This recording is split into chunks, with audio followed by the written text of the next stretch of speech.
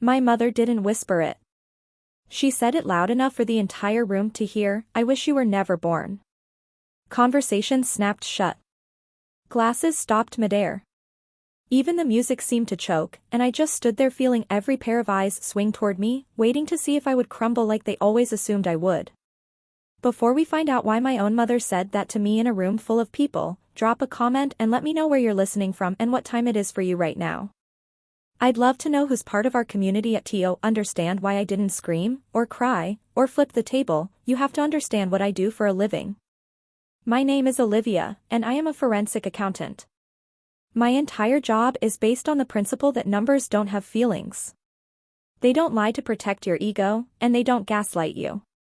They just sit there, in black and white, telling you exactly where the value is and where the fraud is buried. And for 28 years, I had been auditing the wrong set of books. I grew up in a house that looked perfect from the street. Manicured lawn, fresh paint, 2 cars in the driveway. But inside, the economy of our family was rigged. My parents, Cynthia and Douglas, didn't operate on love. They operated on image. And the centerpiece of that image was my younger sister, Kelsey. Kelsey was the sun. She was charismatic, loud, and visionary, if you consider having a new, life-changing idea every 6 months visionary. I was just the orbit. I was the one who made sure the bills were paid so the lights stayed on for her show. There is a term in psychology for kids like me. The eyeglass child. It means your parents look right through you to see the needs of your sibling. You are transparent. You are functional. You are there to be a window, not the view. I learned early that the only way to be seen was to be useful. If I got straight A's, my dad would nod. If I cleaned the kitchen, my mom would smile. But if I just existed, I was invisible. So, I monetized my existence. I became the family ATM. 5 years ago, right after I got my CPA license, my dad sat me down. He looked tired. He told me his pension wasn't stretching as far as they thought. He said the family home, the one they promised would be my inheritance one day, was at risk. He didn't ask me to help. He just laid out the problem and waited for me to solve it.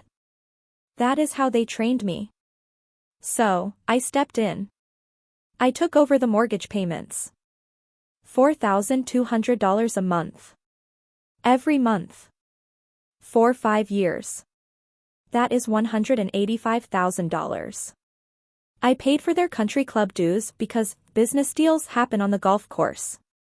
I paid for Kelsey's 3 failed startups because she just needs a runway. I paid for the new roof, the HVAC repair, and the landscaping. I told myself I was being a good daughter. I told myself I was investing in my family. But deep down, the accountant in me knew the truth. I was buying shares in a company that had no intention of ever paying a dividend. I thought if I paid enough, eventually, the ledger would balance.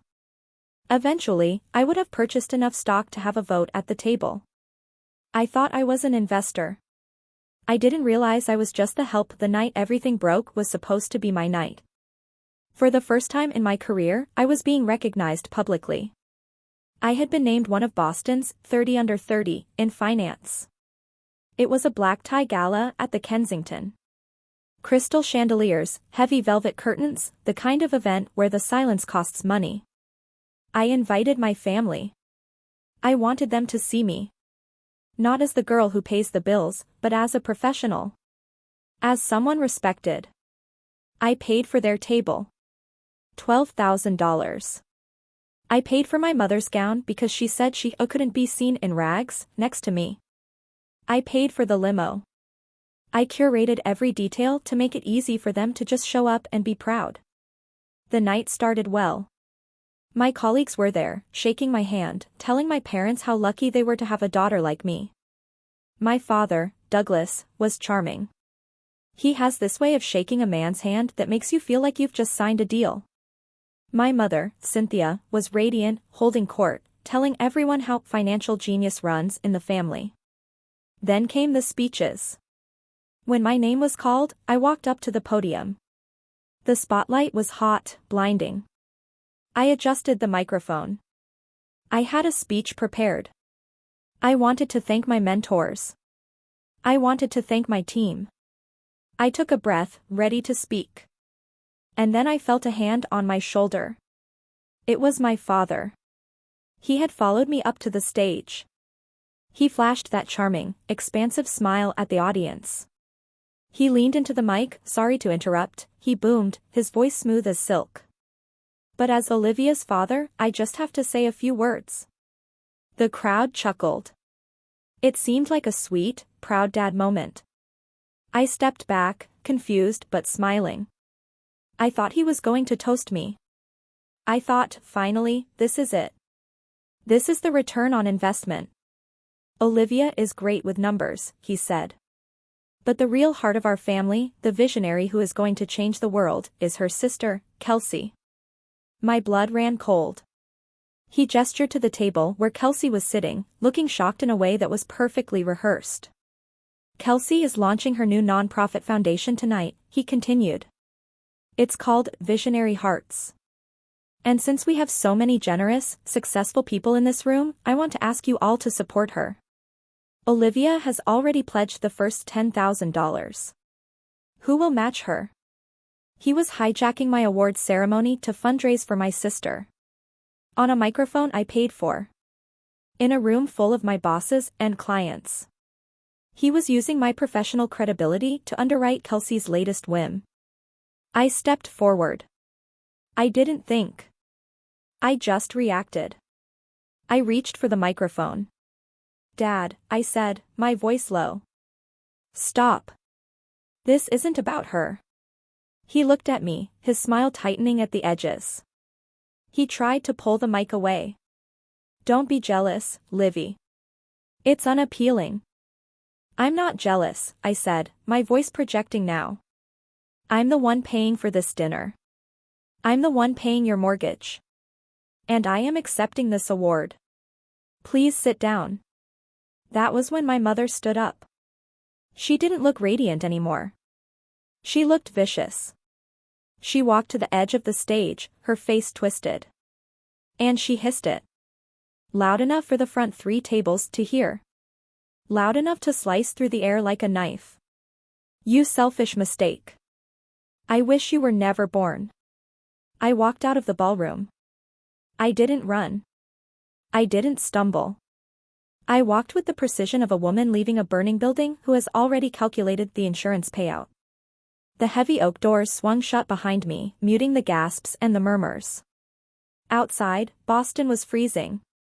It had started to snow, big wet flakes that melted on my bare arms. The cold was a shock, but it was clarifying. Inside that ballroom, the air had been thick with perfume and lies. Out here, it was just physics. Temperature. Gravity. Reality. I stood on the sidewalk, shivering in my evening gown, and I pulled out my phone. My hands were shaking, but my mind was ice. I didn't call a friend for comfort. I didn't text my sister to ask for an explanation. I opened my banking app.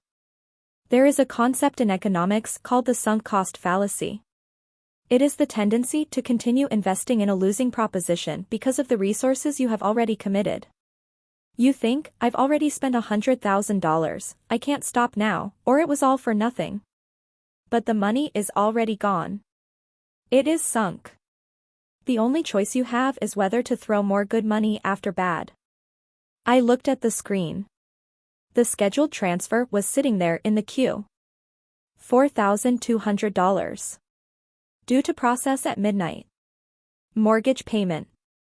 I thought about the $185,000 I had already spent. I thought about the years of trying to buy their affection, trying to be good enough, trying to be seen. I realized, standing there in the snow, that I was never an investor.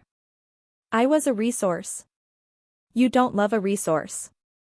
You mine it until it is empty, and then you abandon it. I tapped the transfer. I hit cancel. A warning popped up, are you sure? This is a recurring payment. I hit yes. Then I went to the utilities.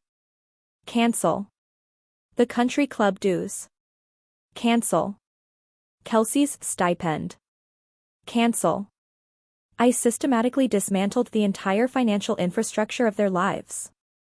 It took me 3 minutes. 3 minutes to undo 5 years of servitude. When the screen said, "No scheduled transfers," I felt a physical weight lift off my chest. My phone started to buzz. A text from Kelsey: "Did you seriously just walk out? You are ruining my launch." Then a voicemail from my mother.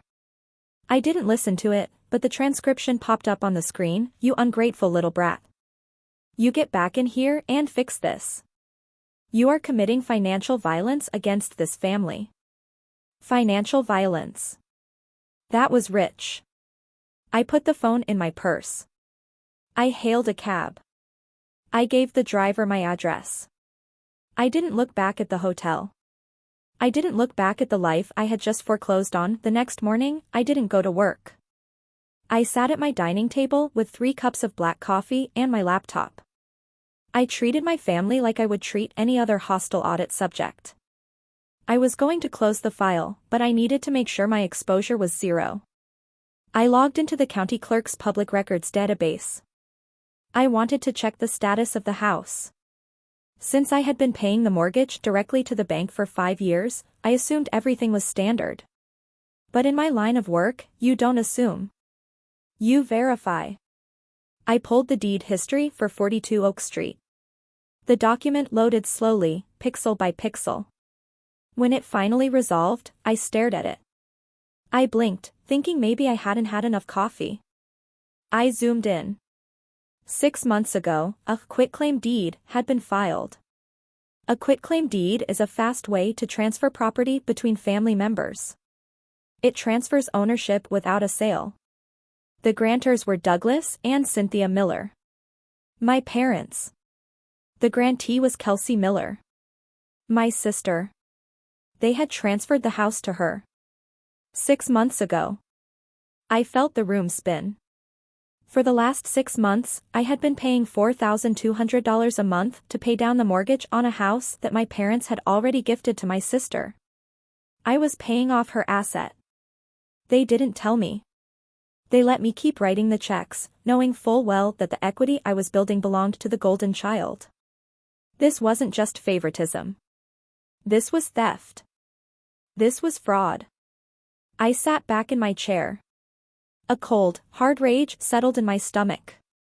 It wasn't the hot, tearful anger of the night before. This was different. This was the quiet, lethal anger of a professional who has just found the smoking gun. They thought I was stupid. They thought because I loved them, I wouldn't check. They thought that a glass child would never look at the frame. The printer hummed as it spit out the deed. I added the bank transfer receipts for the last 6 months to the stack. With a yellow marker, I highlighted the dates, then created a new folder on my desktop labeled the exit tax. Then I waited. I knew they would come. The checks I canceled last night would bounce today. They would panic. They would come to bully me back into submission. And when they did, I would be ready. They arrived at 6 o'clock in the evening. My buzzer rang. I checked the camera. It was my mother and father. They looked furious. My mother was wearing sunglasses, probably to hide the fact that she hadn't slept, or maybe just for the drama of it. I buzzed them up. I left my apartment door unlocked and sat on the sofa, the file folder on the coffee table in front of me. They didn't knock. They threw the door open. My mother stormed in first, throwing her bag on my chair. "Have you lost your mind?" she screamed. "The mortgage payment didn't go through. The bank called your father. Do you have any idea how embarrassing that is?" My father closed the door, leaning against it like a bouncer. "You need to transfer that money right now, Olivia. And you need to add a penalty fee for the stress you've caused. Walking out last night? Humiliating us? We raised you better than that. We raised you," my mother echoed. "We sacrificed everything for you. We gave you a home. We gave you a childhood. And this is how you repay us? By cutting us off because your feelings got hurt?" I let them yell. I let them spend their energy. I waited until the silence hung heavy in the room, filled only with their heavy breathing. Are you finished? I asked. My voice was calm. Monotone. We are finished when you pay what you owe, my father spat. Okay, I said. Let's talk about what is owed. I opened the folder. I slid the paper across the table. It was the quitclaim deed. My father looked down. He froze. His face went gray. My mother glanced at it and actually took a step back. 6 months ago, I said. You transferred the deed to Kelsey. Since then, I have paid $25,200 in mortgage payments. On a house I don't own. On a house you don't own. You let me pay for Kelsey's house without telling me. It was a family decision, my mother stammered. We were going to tell you. Kelsey needs security. She's not like you. She can't, she needs help. It is fraud, I said. It is theft by deception. And I could call the police right now. You wouldn't, my father whispered. We're your family. That is the only reason you aren't in handcuffs, I said. But here is the new deal. This is the spiritual ledger. I stood up. I felt 10 feet tall. I have calculated the cost, I said. $185,000 in cash. But also, 28 years of being invisible.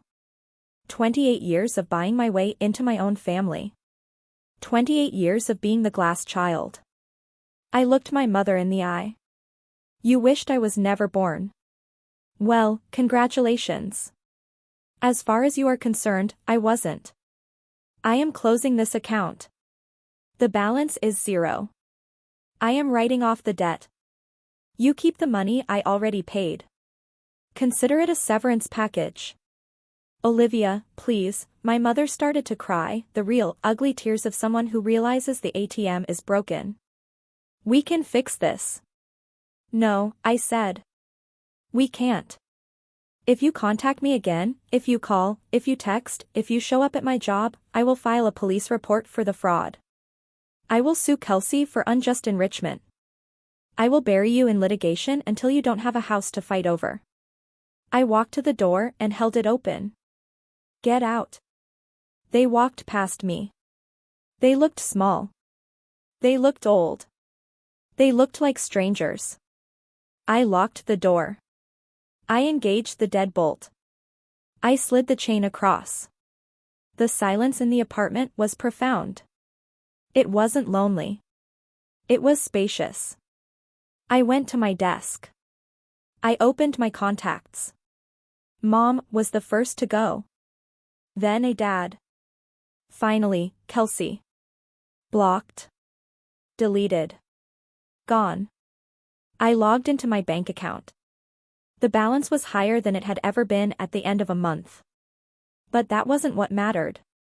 I walked to the window and looked out at the city. The snow had stopped. The lights of Boston were twinkling below me. For the first time in my life, I wasn't waiting for a call. I wasn't waiting for approval. I wasn't waiting to be seen. I saw myself. I realized then that I had been my own best investment all along. I had the skills, the resilience, and the strength to survive them. And now, I had the freedom to thrive without them. I went to the kitchen and poured a glass of wine. I toasted the empty room. To being born, I whispered. If you've ever felt like the ATM for a family that couldn't afford to love you, you are not alone. Hit subscribe, and let's rebuild together.